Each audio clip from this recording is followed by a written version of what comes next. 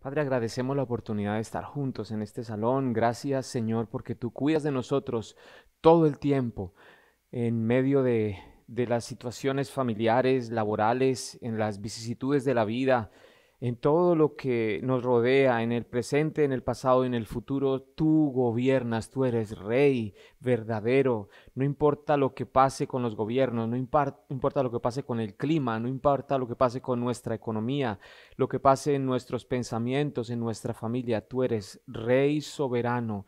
Y hoy te rogamos, Padre, que eso sea verdad en nosotros, que nos reveles tu palabra, que podamos comprender esas cosas que a veces son ocultas a nuestro intelecto, a nuestra sabiduría humana, lo que la cultura nos enseña, pero que tú quieres enseñarnos por tu Espíritu Santo. Háblanos hoy, te rogamos, Espíritu Santo, trae vida a nuestro ser. Venimos anhelantes de escuchar lo que tú quieres hablarnos a cada uno. Gracias, Padre. Oramos creyendo que tú conoces nuestro nombre, que conoces nuestras circunstancias particulares y que cada vez que oramos a ti en el nombre de tu Hijo Jesús, tú nos escuchas. Oramos en el nombre de Jesús. Amén y amén. Gloria a Dios. Tomes. Hola. ¿Cómo estás? Qué linda. Dios los bendiga. ¿Quién vino? Ajá. Juan Mendoza. ¿Cómo estás? Dios los bendiga a todos. Christopher. Johan, ¿cómo están? Bien, bien, bien. Em, Estuve estos días como de mitad de semana con mis dos hermanas que estaban por acá. Mi hermana que vive en Miami y mi hermana que vive en Canadá. Em, y fue un tiempo bien, bien chévere, diferente, ¿no? Compartiendo con mis hermanas. Mi hermana Rocío que no veía hace 4 años, quizá, o 5, no sé. Em, y ayer, sábado, me dio por hacer algo de trabajo, pero salí al garaje a preparar las cosas, iba a hacer una cosita chiquita. Este, y de repente se me cayó una hoja de la cuchilla. Yo dije, una cuchillita que uso para cortar. Y dije, qué curioso, yo pensé que las había cambiado. Entonces estaba con las manos encartadas y cogí a revisar la cuchilla. La abrí con una mano mal y pum, me corté aquí, ¡prum! Me corté un dedo, pero tontamente, ¿no? Entonces dije, ya no voy a ninguna parte, estos son días de descanso definitivamente y me quedé. Adriana me decía, no quiero que vayas por allá. Yo, que sí, que yo voy a hacer eso. Al fin y al cabo, yo dijo, ve, te dije, por ahí te ibas a estrellar o algo, no te convenía, me dijo así. Entonces, me quedé en la casa y fuimos por la noche a visitar a Juan Pablo. Juan Pablo, saludos. Nos quedamos esperándote hoy por aquí. Y bueno, la Biblia es fantástica cuando nos habla del amor de Dios y lo que significa para cada uno de nosotros. Hoy estamos estudiando el libro de Juan, venimos haciéndolo hace tiempo, y el tema que habla hoy es acerca del amor, de la fe y de qué más, dice el texto, dice allí, fe, esperanza y amor, ¿sí? El orden que vamos a enseñar es al revés, precisamente amor, fe y esperanza, que ese es el orden que lo presenta el Señor. Pero veamos un poquito como el contexto, ¿sí? Como manera de introducción. Un científico dijo, perdón, antes de eso, sí, leamos la palabra. Segunda de Samuel 7:28. Segunda de Samuel 7:28 afirma que la palabra de Dios es verdad. Cuando dice, Jehová Dios, tú eres Dios y tus palabras son verdad. Pero no solo es verdad en torno a los temas morales, espirituales, que uno siempre piensa que Dios está en la iglesia, que Dios está en la religión, pero también Él está en lo científico y en lo histórico. Realmente el Señor es el Dios de la ciencia, de la creación y de la historia. Génesis 1:1 nos dice, por ejemplo, acerca del Dios creador, cuando dice, en el principio creó Dios los cielos y la tierra. Eso enseña la palabra. Él dice que Él es el creador. Muchos inventan cosas, pero Él es el Dios de la ciencia. Él es nuestro Dios que creó todo. Y también en la nueva versión internacional de Isaías 46:10, Él se muestra como el Dios de la historia. Y nos dice que Él es quien determina la historia. Yo anuncio el fin desde el principio. Es Dios y no otro. Alguien ha dicho que el ser humano está acabando con la tierra y que la va a destruir y se abrogan capacidades humanas que no tenemos. No tenemos en sí mismos nosotros la capacidad de destruir la creación de Dios. Podemos dañarla un poquito, atrasar 100 años algo correcto, pero no logramos hacerlo. No tenemos esa capacidad. Así estallemos todas las bombas atómicas. No lo podemos hacer. Él es quien pone fin a todo. Y dice, desde los tiempos antiguos, él dice lo que está por venir. Yo digo, mi propósito se cumplirá y haré todo lo que deseo. Es palabra de Dios, el Señor de la historia. Pero el racionalismo humano ha creado una división de la verdad, una división entre lo objetivo y lo subjetivo, viendo lo objetivo como lo verificable. Entonces ahí uno encuentra la ciencia y la historia, por ejemplo, y otras cosas como la religión, la moral y el arte, como aquello subjetivo, ¿cierto? Que es determinado por la preferencia personal. Hay un científico que dijo que la máquina, que el ser humano es una máquina bioquímica con un cerebro de 3 libras, con un gran computador que pesa 3 libras. Si uno reduce a eso la conciencia del ser humano, del quién soy yo realmente, el ser humano choca con eso. No sé si me entienden lo que digo, pero eso es lo que el científico de la ciencia había resumido quiénes somos. Somos máquinas racionales, tenemos un cerebro de 3 libras de carne. Eso es lo que dicen, ¿no? Pero eso choca contra nuestra naturaleza, la conciencia del ser que Dios ha puesto en nosotros. Y nosotros nos oponemos a eso, no creemos eso. Y eso ha generado un conflicto, una esquizofrenia en el ser humano. Y anda perdido en este momento.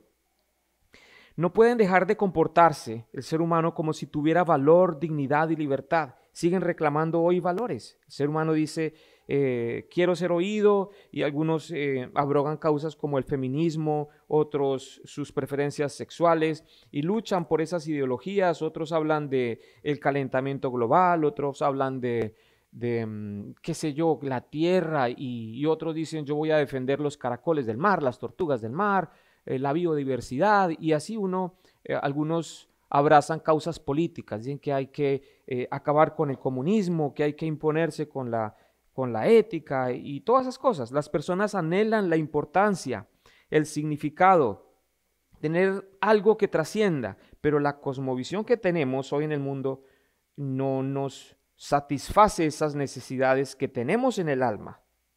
¿Sí me están entendiendo lo que digo? Hay una división que la cultura actual, y hace mucho tiempo, ha puesto entre lo que es racional y lo que no lo es, lo que es objetivo y lo subjetivo. Y el Señor dice en su palabra que es una sola verdad, y es la de Él. La gente se apoya en saltos de fe entonces, creyendo lo irracional, buscando alguna experiencia, una idea en que creer, algo por lo que vivir, algo por lo que tener esperanza y significado, y otros se entregan a los placeres de este mundo, ¿sí? A satisfacer lo que ellos quieren. Al final todos están vacíos. Uno puede tener todas esas emociones y lograr, y a algunos les da por hacer locuras. Yo fui muchacho muy inquieto, muy loquito, hice muchas cosas desde muy temprano, todas esas cosas locas yo las hice desde chiquito. Yo no sé, yo les he contado unas historias, pero no voy a traer más ahorita porque por ahí nos desviamos a hablar tonteras. Pero sí, hice muchas cosas locas. Algunos las hacen de viejos. Cuando no hacen nada chiquitos, entonces les da por viejos hacer bobadas y estupideces. Y es una búsqueda del ser humano como por trascender o por probar, y dice, lo bailado nadie me lo quita. Pero al final todo el mundo vacío. Ese es el punto. Al final todos fregados y sin esperanza real. La palabra de Dios nos habla en 1 de Timoteo 1:11 que la esperanza real, la esperanza del amor auténtico y el sentido verdadero de propósito en la vida viene del Evangelio, del Dios bendito. Eso es lo que es el cristianismo, la esperanza que Jesús nos trae, la esperanza de confiar en el amor de nuestro Señor. Así que el título de la enseñanza es Fe, Esperanza y Amor. Entonces la fe, la esperanza y el amor son centrales, son temas centrales, doctrinas centrales de la fe cristiana, y son 3 virtudes cristianas que nuestro texto hoy nos trae en boca de nuestro Señor Jesús. Es el Señor mismo quien lo enseña hoy. El apóstol Pablo lo cuenta después en la primera carta a los Corintios y nos dice que ahora permanecen la fe, la esperanza y el amor. Estos tres, pero el mayor de ellos es el amor. Y él luego define el amor. Hemos dicho eso muchas veces. El amor es sufrido, es paciente, benigno, todo lo espera, todo lo soporta y hace una descripción del amor. Claramente lo habla ese capítulo. Si usted quiere leer más, lea Corintios. Habla acerca del amor. Y luego Primera de Tesalonicenses 1:3 nuevamente trae esa triada, esos tres conceptos y dice, o sea, del amor, la fe y la esperanza. Dice, acordándonos sin cesar delante del Dios y Padre nuestro de la obra de vuestra fe, dice, del trabajo de vuestro amor y de vuestra constancia en la esperanza, otra vez, en nuestro Señor Jesucristo. Y Primera de Tesalonicenses, un poquito más allá, capítulo 5:8, dice, pero nosotros, que somos del día, seamos sobrios, habiéndonos vestido con la coraza de fe y de amor y con la esperanza de salvación como yelmo. O sea que la palabra de Dios siempre trae esas tres palabras como grandes virtudes de la fe cristiana. ¿Y de dónde salen? ¿De dónde lo coge Pablo? Pues de este texto base que tenemos hoy al frente y está en Juan 16, 25 al 33. Ahí está nuestro texto, es el texto que vamos a estudiar. Dice, verso 25, el título de esa sección en la Biblia lo han puesto como Yo he vencido al mundo. Entonces uno puede desviarse, hablar de que con Cristo somos más que vencedores, o uno puede desviarse, hablar de temas aparte, pero si usted lee el contexto, el Señor está hablando de estas tres cosas, fe, esperanza y amor. Bien, estas cosas os he hablado en alegorías. La hora viene cuando ya no os hablaré por alegorías, sino que claramente os anunciaré acerca del Padre. En aquel día pediréis en mi nombre, y no os digo que yo rogaré al Padre por vosotros, pues el Padre mismo os ama, porque vosotros me habéis amado y habéis creído que yo salí de Dios. Salí del Padre y he venido al mundo, otra vez dejo el mundo y voy al Padre. Le dijeron sus discípulos, he aquí ahora hablas claramente y ninguna alegoría dices.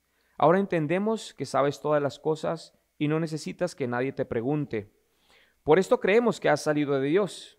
Jesús le respondió, ¿ahora creéis? He aquí la hora viene y ha venido ya en que seréis esparcidos cada uno por su lado y me dejaréis solo, mas no estoy solo porque el Padre está conmigo. Estas cosas os he hablado para que en mí tengáis paz. En el mundo tendréis aflicción, pero confiad, yo he vencido al mundo. En el verso 25, si podemos empezar a verlo verso a verso, el Señor menciona allí la palabra alegorías. Alegorías es la palabra griega paroimia, y que significa declaración velada e incisiva llena de significado. En otras palabras, es como hablar de manera figurada, diríamos nosotros, hablar figurativamente. Y hay otras figuras que el Señor usa en los otros evangelios, como las parábolas, por ejemplo. ¿Sí?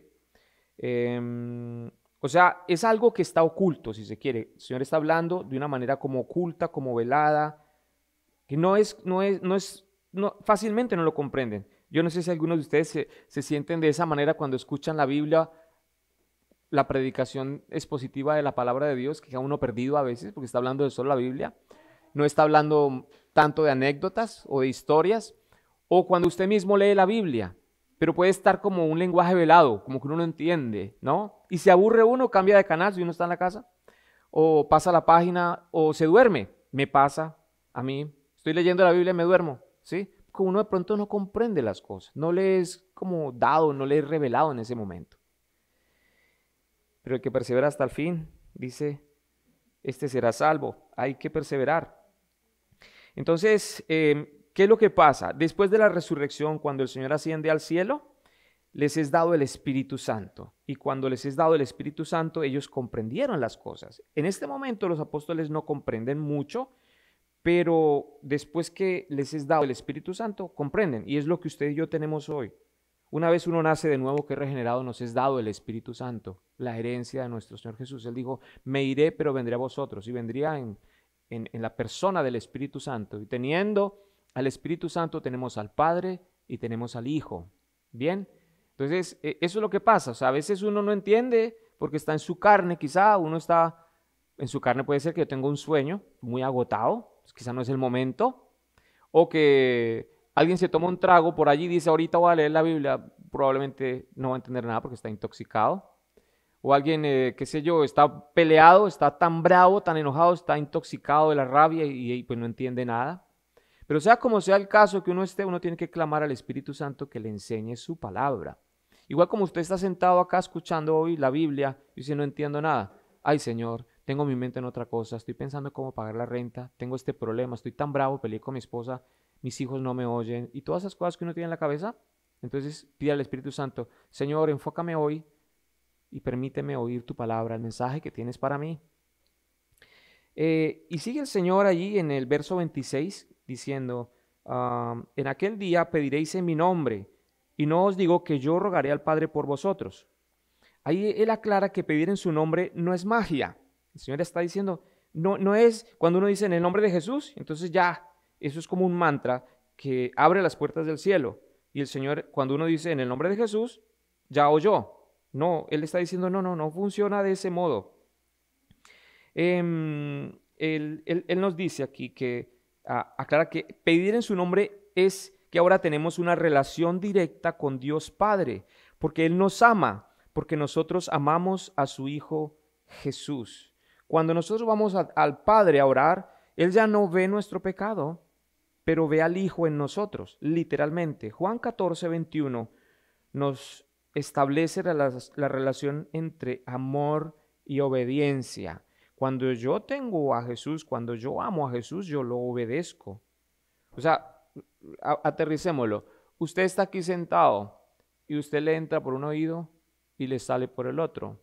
Normalmente uno se le queda muy poquito, ¿sí? De ahí que es bueno leer y ver con los ojos, escuchar, de pronto escribir y aún estudiarlo y memorizarlo aún mejor y se va quedando la palabra de Dios. Pero el punto es, cuando usted oye la voz de Dios, Dios es quien lo escribió, es Dios quien le habla a uno, entonces no puede entrar por acá y salir por allí, sino que deberías obedecerlo el consejo de Dios. Ese es el punto. El amor y la obediencia están ligados. Juan 14:21 establece esa relación. El que tiene mis mandamientos y los guarda, en primera persona el Señor Jesús, ese es el que me ama. ¿Sí? Y el que me ama será amado por mi Padre, y yo le amaré y me manifestaré a él. ¿Sí entiende esa parte? Ahí hablé despacio para que quede claro. El que tiene mandamiento lo guarda, ese es el que me ama, no el que dice Señor, Señor, no el que se arrodilla a orar, ni siquiera el que lee la Biblia, sino el que oye a Dios y lo obedece. Ese es el que ama a Dios realmente. Si Jesús a uno le recomienda algo, yo le hago pistola, pues yo no amo a ningún Dios, no, eso es carreta. Yo me estoy burlando de Dios literalmente. Cuando Moro dice, es que, pastor, es que yo no entiendo mucho y cuando entiendo, pues, Dios sabe que somos carne y no importa. Moro se está burlando de Dios literalmente, ¿o no? Eso es lo que hace uno cuando uno escucha la voz de Dios que dice, haz esto o haz aquello, y uno lo ignora. Otro día, otro día. Uno se está burlando de Dios, pero el que ama a Dios obedece, literalmente. Y en el verso 27 sigue, pues el Padre mismo os ama porque vosotros me habéis amado. Hay un concepto dentro del catolicismo. Si alguno ama la religión católica, pues discúlpeme, no le puedo decir ni perdóneme porque está equivocado, pero discúlpeme, porque hay un concepto que le enseñan a uno el catolicismo y es que Dios Padre es un Dios como rígido, como duro, de pronto distante, y entonces necesitamos a alguien en el medio, y ahí entonces aparece María, han puesto a María allí, le han dado una relevancia que la palabra no enseña. Y en esa misma relevancia ponen a los santos menores. Y usted ve allí, mencióneme santos, no me acuerdo alguno ahorita. San Juan, San Pedro, no, hay unos aterrizados, chiquitos. San Gregorio o Gregorio Hernández. Entonces uno tiene que pedirle mi papá tenía uno que era, o el negrito, había uno negrito. San Onofre, San Benito, hay un montón de santos. Y entonces uno debe pedirle a Dios a través del santo. Y asimismo es como hacen, porque Dios es Dios un poco rígido, indiferente, y Jesús el Hijo de Dios está comprometido con la justicia, es alguien como semejante a Dios, un poco por allí del libro lejano, pero María es compasiva, así como los santos, es compasiva, ella se identifica con nosotros. Es una doctrina humana, no tiene asidero bíblico. Usted búsquelo, búsquelo y no hay, no existe, es una mentira. Perdónenme ahora sí que le hable de ese modo, pero discúlpenme, es una mentira, es un engaño, eso no existe. Se puede enojar conmigo, pero enójese con la Biblia, porque no hay tal cosa. Primera de Timoteo 2:5, ¿qué dice? Porque hay un solo Dios y un solo mediador entre Dios y los hombres, Jesucristo hombre. No existen santos en el medio, no es la madre de Jesús la que intercede por nosotros. No es bíblico eso. Por favor, entienda que uno a veces se distrae en estas cosas. Los creyentes tenemos acceso directo al Padre, quien nos ama. Es lo que dice el texto. Dice, el Padre mismo os ama en el verso 27. El Padre mismo os ama. Primera de Juan 4:10. En esto consiste el amor, no en que nosotros hayamos amado a Dios, sino en que Él nos amó a nosotros y envió a su Hijo. Ahí obviamente está hablando del Padre, ¿no? Porque el Padre envió a su Hijo en propiciación por nuestros pecados. Nosotros le amamos a Él porque Él nos amó a primero. Está hablando del Padre. El Padre nos ama. Eso es algo clave cuando nos es revelado el amor de Dios. Uno queda extasiado cuando uno se acerca al conocimiento del amor de Dios. A uno lo transforma el amor de Dios, literalmente. Entonces, hoy estamos hablando de tres cosas: del amor de Dios, de la fe y de la esperanza. En Juan 13:1, ¿qué es lo que dice? Pero mencionamos el verso 19, ¿sí? Mencionamos el verso 19. A verlo. El verso... Sí, en esto consiste el amor, no en que nosotros hayamos amado a Dios, sí, nosotros le amamos a Él porque Él nos amó primero, sí, eso sí lo teníamos entonces, sí. Ahora, en Juan 13:1 dice, antes de la fiesta de la Pascua, sabiendo Jesús que su hora había llegado para que pasase de este mundo al Padre, como había amado a los suyos, o sea que se iba a morir, como había amado a los suyos que estaban en el mundo, los amó hasta el fin. O sea, de la misma manera que Dios Padre ama a los creyentes, a sus hijos, de la misma manera Jesús dice que ama a sus hijos, a sus discípulos hasta el fin. El amor de Dios es eterno. Seguimos avanzando. En el verso 27 de nuestro texto, si lo pueden poner un momentico, dice, verso 27, léanlo por allí, dice, ama, cuando dice ama, y habéis querido usar al Padre, voy al Padre, dijeron, no. ¿Sí? ¿Lo tenemos? Sí, ahí está. Pues el Padre mismo os ama. Esa palabra ama es una forma del verbo fileo, o alguno dice filius, fileo literalmente del griego. Y ese es el amor del afecto profundo. Es una forma de expresar afecto profundo. Es equivalente al amor de los padres a los hijos. Aquellos que son padres comprenderán de qué estoy hablando, especialmente cuando uno pasa del bebé que a uno lo enternece. Cuando nacieron los de Anita, que ay, Anita tenía un niño aquí y el otro por aquí. Uno, Anita, ¿cómo se te ocurre? Pero es ese afecto que lo hace hacer uno esas cosas. Que es ese afecto que uno, el bebé pequeño, pero va pasando el tiempo y el niño es mentirosito y patea y hace cosas, pero igual lo quiere al chino ese. Y luego el pelado es rebelde y coge calle 14, 15 y uno pelea con él tratando de enderezarlo. No lo logra, pero igual lo ama. Crece ese muchacho, toma malos caminos, va preso. Se vuelve como Pablo Escobar, algunos terribles, matan, trafican, son malos, pero la mamá lo ama. Da la vida por el mocoso, que ya no es mocoso, un barbado malísimo, un tetra, no sé cuántas cosas, pésima persona, pero la mamá lo ama, es su hijo, punto, lo ama, no importa, lo ama, lo malcrió, todo lo que fue, pues lo ama. Eso es ese amor profundo y bondadoso, dice, pero también incluye el amor ágape. Y es la otra parte, que es el amor perfecto de Dios cuando ama al pecador, ¿no? Dios Dios ama con ese amor, pero lo ama con la conciencia de que es un pecador, ¿no? Y así es como lo ama a usted, y así es como me ama a mí. Ya sáquese la idea de su hijo, pero aplíqueselo a usted mismo. Usted es aquella persona mala, corrompida, y Dios lo ama siendo pecador. Y es algo maravilloso. El amor ágape, el amor filius, que es el amor de que está describiendo esta palabra que Dios dice, el Padre mismo nos ama. Entonces no necesitamos intermediarios. Podemos tener relación directa, acceso directo a Dios Padre. ¿No le parece maravilloso? A mí me parece espectacular. Pare por un segundo, quítese la religiosidad de la cabeza. Olvídese de los nombres de iglesias, de lo que es evangélico, católico, de los curas. Olvídese de los pastores, olvídese del confesatorio, olvídese de lo que le han enseñado y considere eso por un momento. Dios a mí me ama. Dios me ama, me conoce con nombre propio, conoce mi pasado, Él me formó, conoce mi futuro, sabe la maldad que hago en mi corazón, porque eso es lo que es el pecado, dice que está dentro de nosotros. Dios sabe lo que hay dentro de mí y aún así me ama. Es algo increíble. Y eso es lo que pasa en el creyente cuando llega el amor de Dios a mi vida, que yo soy consciente de su amor, soy transformado, literalmente. El amor de Dios me transforma. Y eso es lo que hace el Evangelio. Transforma al ser humano y hay esperanza para el ser humano. Hablábamos en el carro el otro día que el ser humano no cambia, y de eso hablamos hace como un año, hicimos una predicación acerca de eso.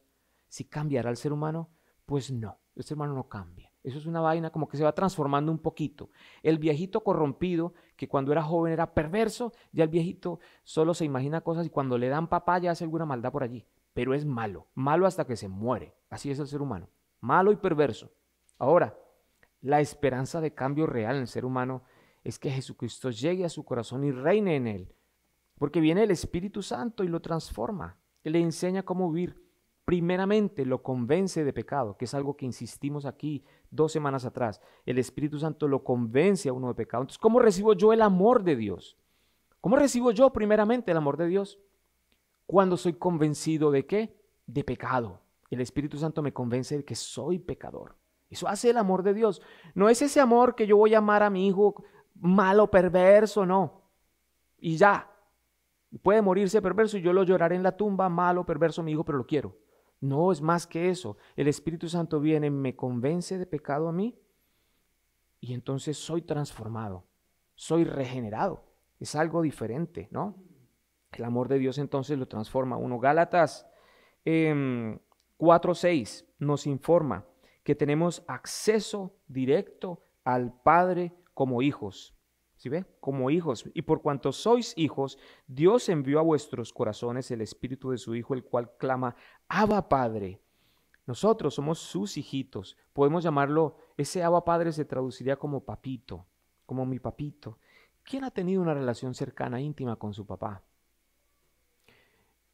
Yo quería mucho a mi papá, yo lo amaba mucho, pero realmente era muy difícil por la formación, tener ese acceso, como descansar en el pecho del papá, tener las caricias del papá y esa cosa no era muy frecuente. Y yo también fui formado y soy así en un sentido, ser cariñoso y tener al chinitico aquí uno.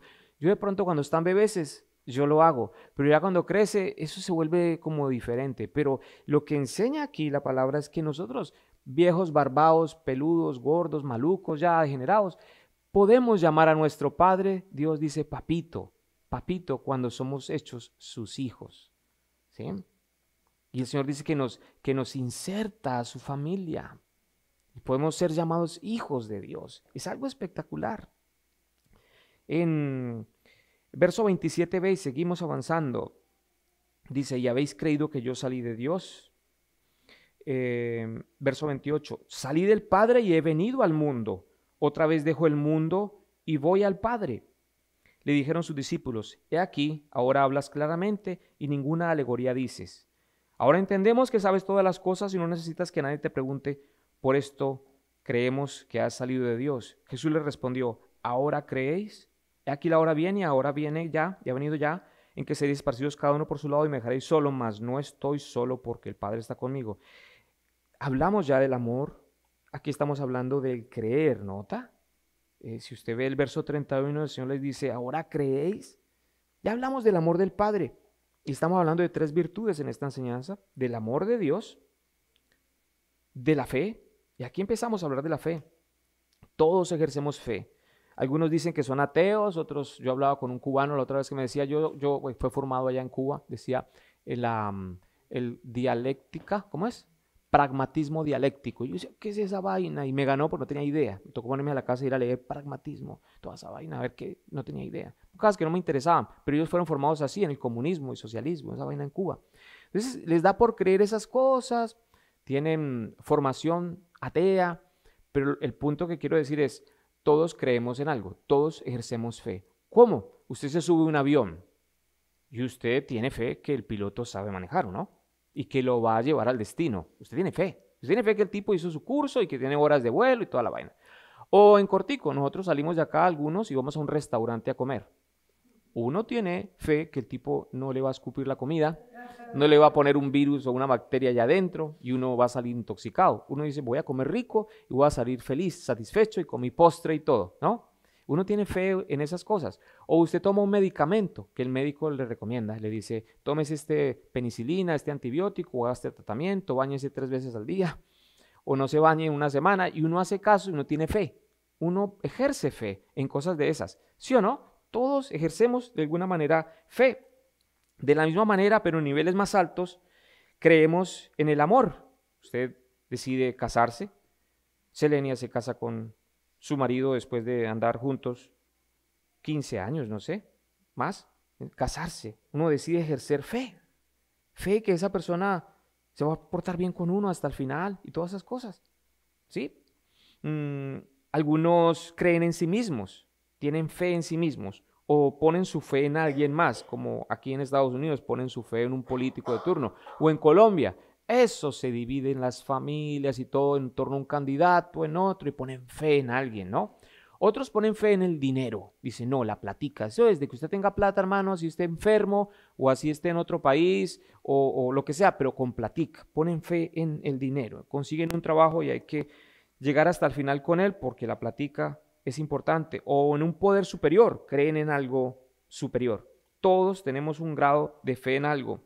Pero todo eso es la cultura del mundo. Todo eso en realidad es cultura del mundo, lo que a uno le enseñan que debe creer, lo que los padres le guían, lo que la cultura enseña, el colegio donde usted esté. O si usted nace en la India, ¿usted qué cree? ¿Usted cree que las vacas hay que adorarlas? Y si usted nace en Maracaibo, uno cree allá en la Virgen de la qué? La chinita, porque es la cultura de allí. No así el americano. El americano no tiene idea de esas cosas. Él cree en lo que la iglesia evangélica, que es lo que predomina la iglesia bautista aquí, por ejemplo, o wesleyana, la que fuera, lo que ellos creen, que entonces hay que estudiar mucho y bautizarse, y entonces ya. Otros dicen que no, que hay que hacer esto, otros, bueno, cada quien cree su vaina, la cultura, la familia le enseñaron cierta cosa. Un señor me dijo, yo no creo en nada de esas cosas, yo lo único que creo es en que esto es suyo y yo no lo cojo. Yo no cojo su mujer, yo no cojo su plata, yo no cojo sus carros, yo no, eso es la cultura, cada quien cree lo que cree. Bien, pero todo eso en realidad es cultura del mundo, es lo que hay aquí. ¿Dónde nace usted? Usted nace en donde nazca, en la China, usted cree en Buda o lo que crean, ¿me entiende? Eso es cultura actual, pero ¿qué es lo que la Biblia y la iglesia nos enseña? La fe del creyente está arraigada en el amor de Dios. Ese amor de Dios fue manifestado en su Hijo Jesucristo, que vino del cielo, fue enviado por el Padre y dio su vida por nosotros. Nosotros creemos en esa verdad. Esa es nuestra fe. Nosotros no creemos en otras cosas. Si usted dice que cree en un político, pues considere, si usted está hoy peleando, si es colombiano, usted está, que este candidato, que el otro, no ponga su fe en nada de eso. No, la naturaleza nuestra es defraudar. Usted ame a alguien más que a Dios, digo, y lo defraudan. El ser humano defrauda, su esposo defrauda, su mujer defrauda, sus hijos defraudan, sus padres defraudan. Eso es naturaleza, así somos nosotros. No ponga su fe en nadie. Ponga su fe en el amor de Dios, ¿sí? Entonces, fíjese que ya hablamos de 2 cosas. Hablamos del amor de Dios, lo primero, ¿sí? Y ahorita estamos hablando de la fe, que ponga su fe en Él, ¿correcto? Ese amor está registrado en las Escrituras y entonces debemos leer la palabra. Verso 28. Verso 28 expresa las verdades de la fe cristiana. Es un verso simple, pero léalo conmigo. Dice, salí del Padre y he venido al mundo. Nada más eso. Salí del Padre expresa la deidad de Jesucristo. Cuando uno dice que un hombre, Jesús, viene de Dios Padre, uno está diciendo que es Dios. Ha venido al mundo.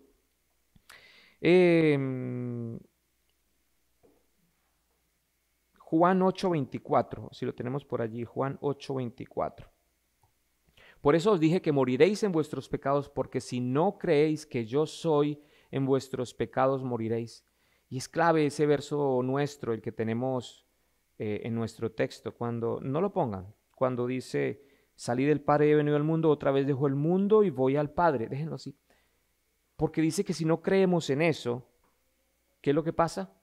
En vuestros pecados moriréis. Si no creéis que yo soy, en vuestros pecados moriréis. O sea, la clave es creer en Jesucristo.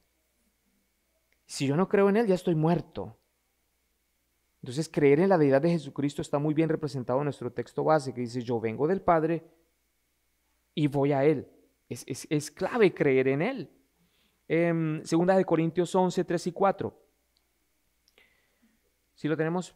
Pero temo que como la serpiente con su astucia engañó a Eva, vuestros sentidos sean de alguna manera extraviados de la sincera fidelidad de Cristo. Porque si viene alguno predicando a otro Jesús, que es el que os hemos predicado, o recibís otro espíritu, que es el que habéis recibido, u otro evangelio, que el que habéis aceptado, bien lo toleráis. El contexto de esto es que el apóstol Pablo está hablando de que no debemos creer las doctrinas de este mundo, no debemos seguir esos coaches, como yo empecé hablando al principio que empezamos esta exposición, que nosotros nos da por creer cosas que el mundo nos enseña. Entonces nos vamos a la filosofía, o nos vamos a la ciencia, o nos vamos a la política actual, y decidimos irnos por un rumbo. El ser humano lo hace, naturalmente lo hace, decidimos creer en cosas. Y uno va y se mete por allí. Pero dice, si cualquier persona cree en esto, está equivocado. Eso es lo que está diciendo el apóstol Pablo, que estamos extraviados de la sincera fidelidad de Cristo, de la misma manera que ha pasado siempre desde la caída de Adán y Eva, ¿no? Si creemos doctrinas de este mundo, va a ser nuestra perdición. Si ustedes aquellos que Instagram, YouTube, Facebook, cualquiera sea la red social que lo está guiando a usted, y si esa es su Biblia, si ese es su todo, si usted está consumido por la cultura actual, pues va a morir así como Eva, morir en sus pecados, en sus extravíos de la mente. Hay muchos que no siguen esas cosas, pero siguen coaches, ¿cómo se llaman? Motivacionales, coaches motivacionales, que ellos sacan cosas, y si usted analiza bien, son cosas bíblicas, sacan pequeñas cositas de la Biblia y de ahí desarrollan una doctrina y dicen esto y esto y esto, y otros las usan y les ponen y les quitan, le van poniendo y le van quitando, pero todo eso es engaño, es extravío de la fe verdadera.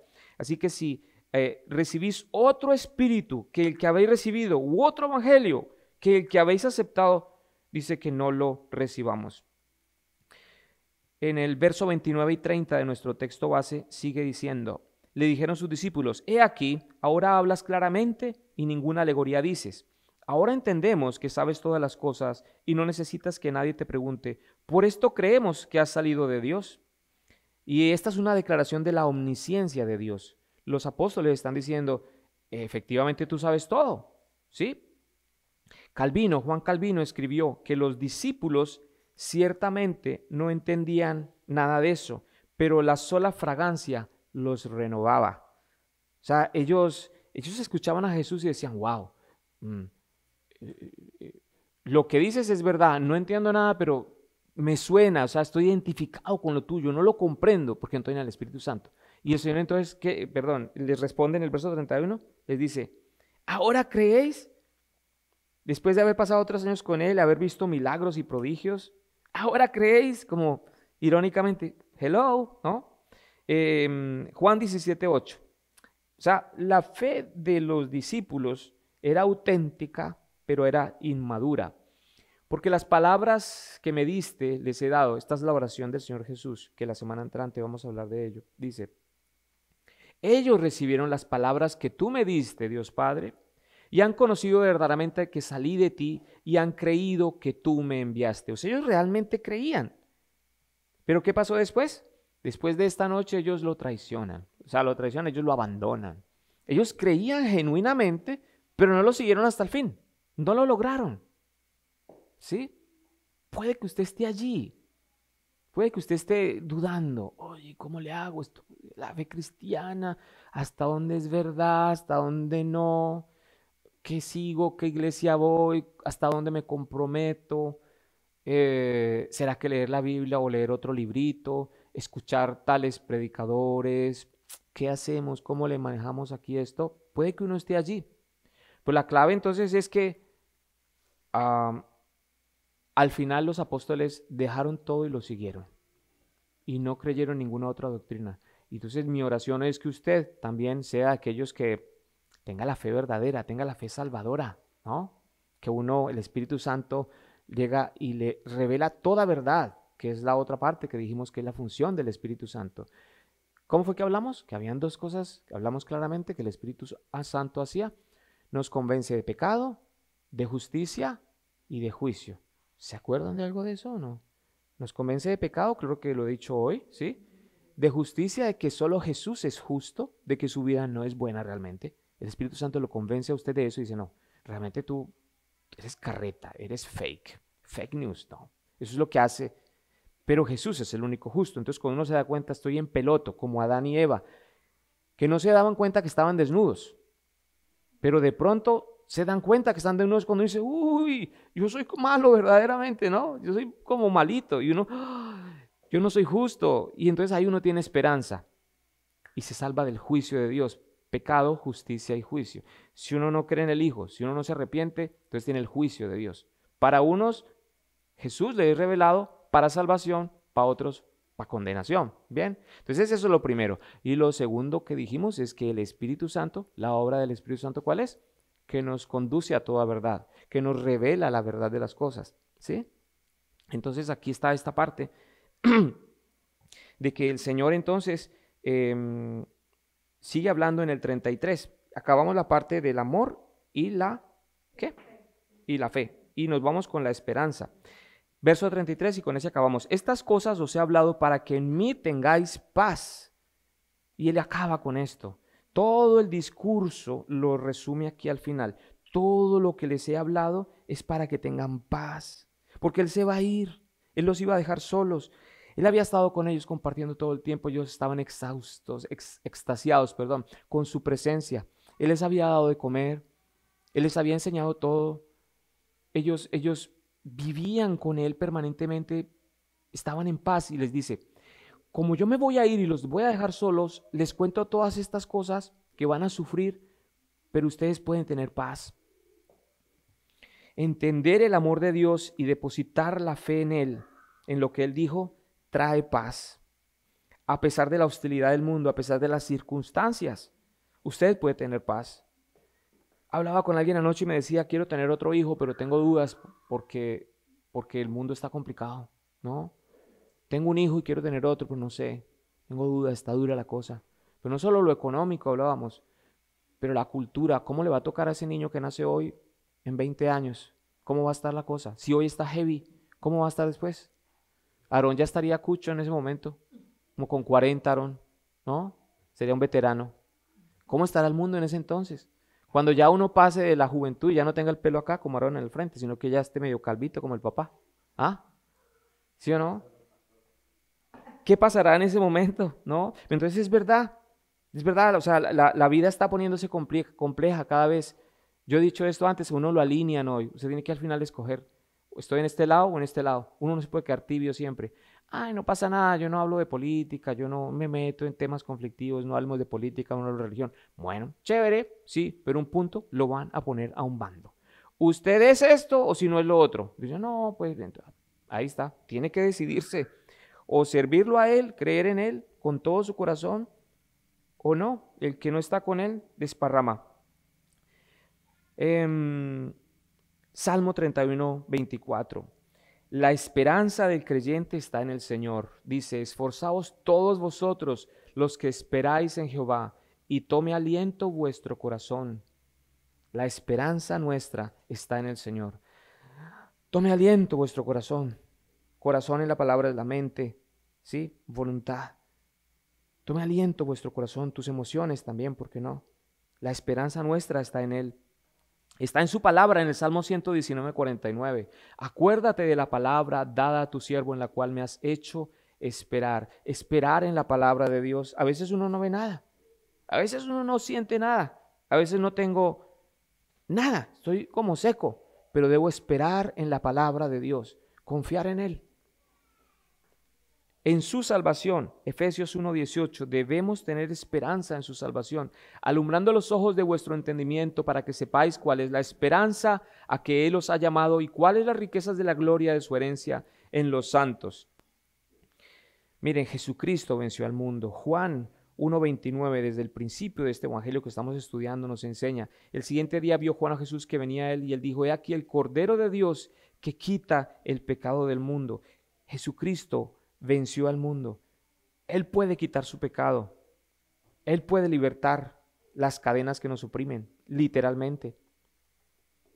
O sea, no sé si puede volar más claro, pero el Señor Jesús dice que nos envía su Espíritu Santo, nos convence de pecado y lo hace.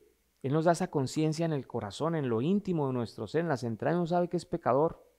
Y entonces esa conciencia de pecado, ¿qué va a hacer usted con ella? Con esa culpa, ¿sí? ¿Cómo maneja uno la culpa del pecado? Le pongo tierrita y digo, ay, otro día.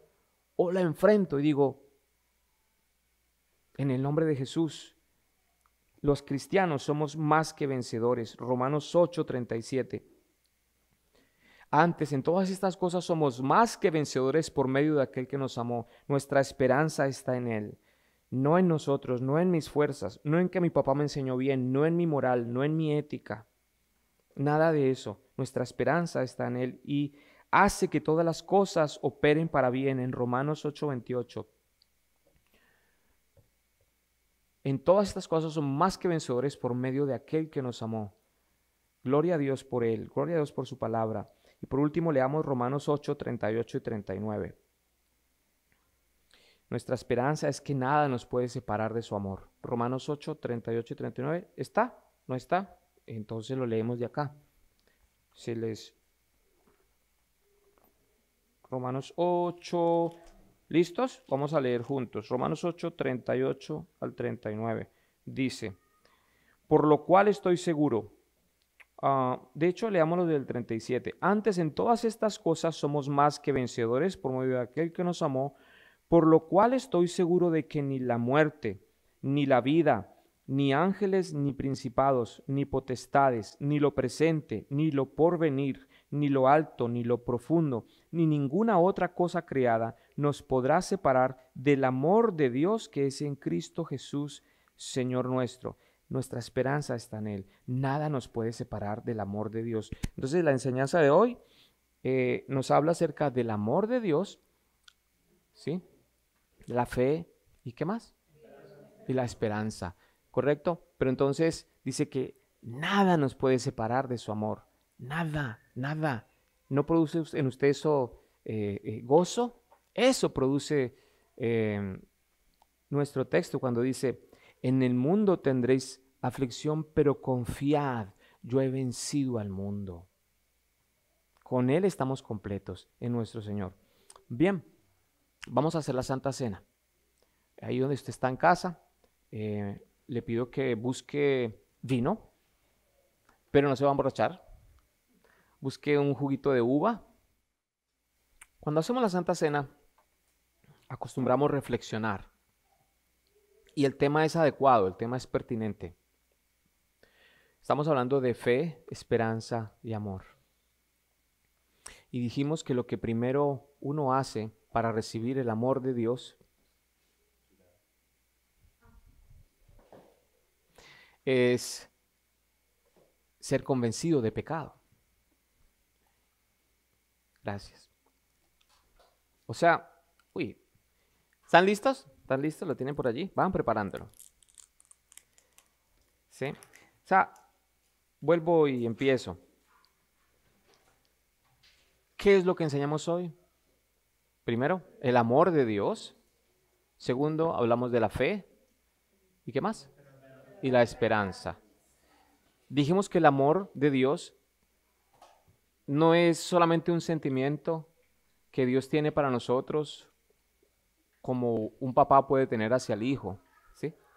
Pero dijimos que el amor de Dios es eterno, tanto es su amor que, y de un plan para acercarnos nuevamente a Él, porque Romanos enseña, por cuanto todos nosotros pecamos, usted y yo pecamos, estamos destituidos de la gloria de Dios, y por el contrario tenemos la ira de Dios, el juicio de Dios sobre nosotros.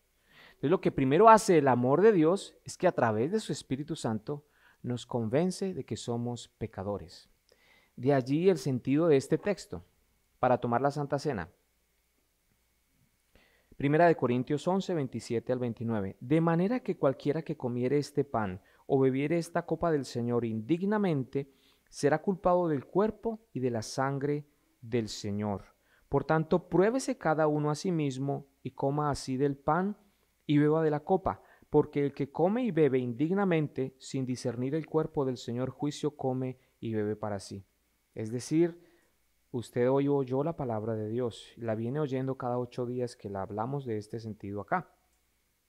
Yo creo que el Espíritu Santo le ha hablado a usted ya en algún momento. Y yo creo también que usted le ha desobedecido. Hoy es el día para arrepentirse de su pecado. Hoy es el día para clamar a Él en arrepentimiento, con un corazón bueno y recto, y pedirle al Señor que lo transforme, porque no es su obra, no es su deseo, pero es la obra de Dios. Él lo puede hacer, ¿sí? Les pido entonces que oremos. Oremos ustedes, los que escuchan en su casa, cierren sus ojos y vamos a orar.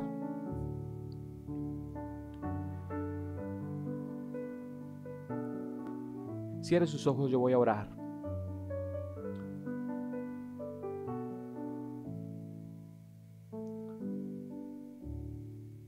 Señor, nosotros somos esa tierra que tú estás queriendo sembrar y en la cual tú esparces semilla.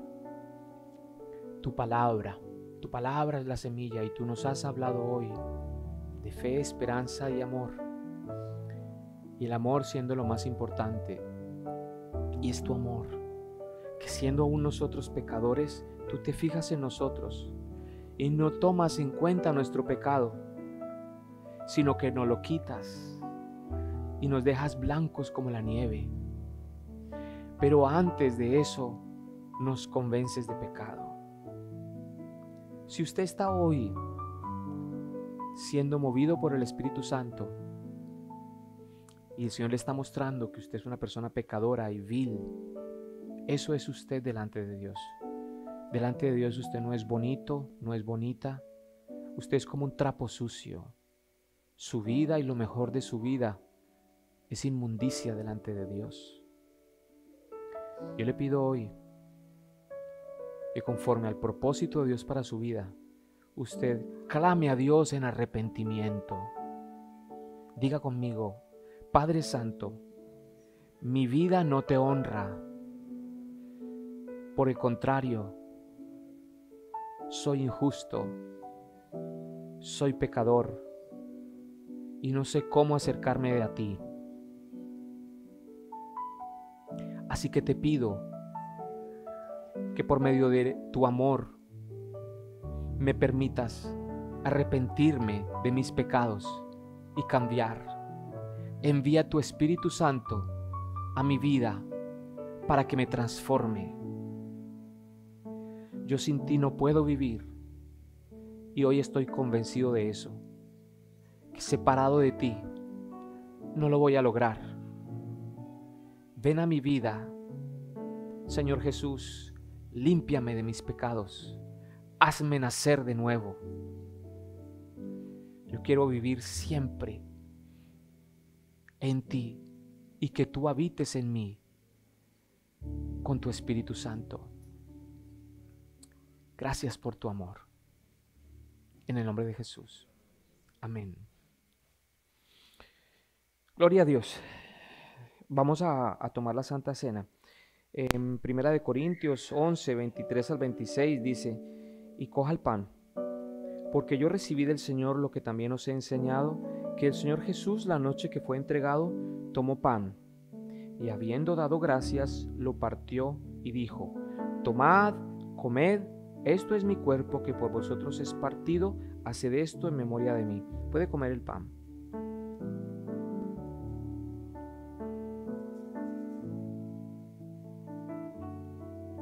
Asimismo tomó también la copa después de haber cenado, diciendo: esta copa es el nuevo pacto en mi sangre, haced esto todas las veces que la bebiereis en memoria de mí. Puede tomar el vino.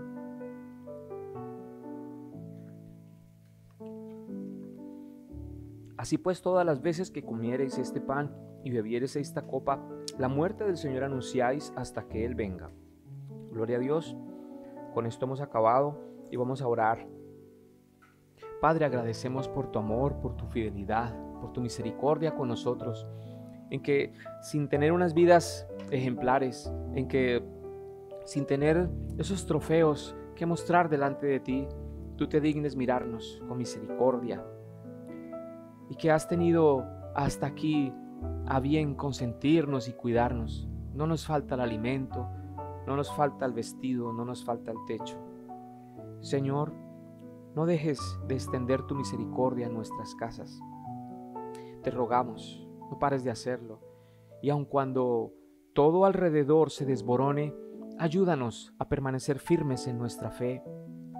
Y si vienen días tristes, que podamos vivir en esa paz que hoy el Evangelio nos enseña.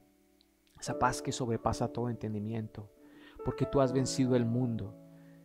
Gracias, Padre, por tu amor, por tu misericordia. También ponemos esta semana delante de ti, te pedimos que nos guíes, que podamos ser eficientes en nuestros trabajos, que podamos alcanzar las metas que nos proponemos conforme tus propósitos. Señor, aquí como iglesia te pedimos que bendigas al dador alegre, aquel que siembra en este ministerio, bendícelo. Gracias, Padre Santo, porque tú te ocupas de todas nuestras necesidades, de las familiares, de las económicas, de las emocionales. Hoy decidimos descansar en ti, en el nombre de Jesús. Amén. Amén. Pues sí, acabamos, y no crea entonces que si usted tiene una vida ética o moral, pues tiene a Cristo. No, usted tiene que arrepentirse de sus pecados conforme el Espíritu Santo le enseña. Y usted, si usted ha recibido a Cristo, si Cristo es su Señor, usted ámelo, sígalo, búsquelo, viva para Él, y eso entonces va a traer esperanza. Esperanza de que Dios es quien lo ama, y eso es todo. No confíe más en los políticos, no confíe más en su intelecto, no confíe más en su cuenta bancaria. El otro día fuimos a visitar una finca de un hermano muy querido, y tenía unos sembrados allá muy chéveres. Yo meditaba dentro de mí, ¿qué pasaría si los sembrados se acaban? Si viene un terremoto, un huracán o una cosa política, y eso no vale nada.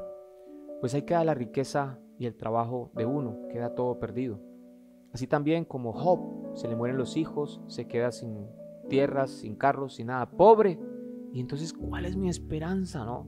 Mi esperanza está en Él, quien hizo los cielos y la tierra. Así como empezamos diciendo, es una cosa de fe.